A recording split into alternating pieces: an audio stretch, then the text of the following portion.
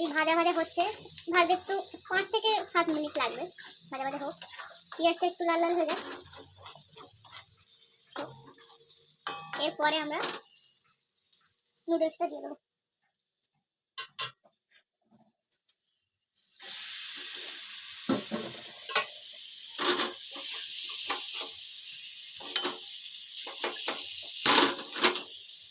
ম্যাগিটা নুডলসটা দিয়ে একটু নেড়ে নিলাম ভালো করে।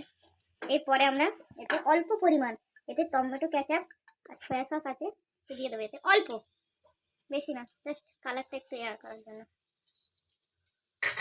এবার এটাকে ভালো করে একটু নেড়ে চেড়ে, এতে কিন্তু নুন অল্প দিয়েছি, সয়া সস দিয়েছি বলে ব্যালেন্স হয়ে যাবে নুনটা। দেখতে অসাধারণ লাগছে, খেতে অসাধারণই হবে। বাড়িতে ট্রাই করবেন সবাই, খেয়ে কমেন্ট করবেন কেমন হয়েছে। এই তো আমাদের রেডি হয়ে গেছে চটপটা চিকেন নুডলস চাউমিন, যে যেমন বলতে পারেন। এটা বাচ্চারা খুবই আনন্দ সহকারে খাবে।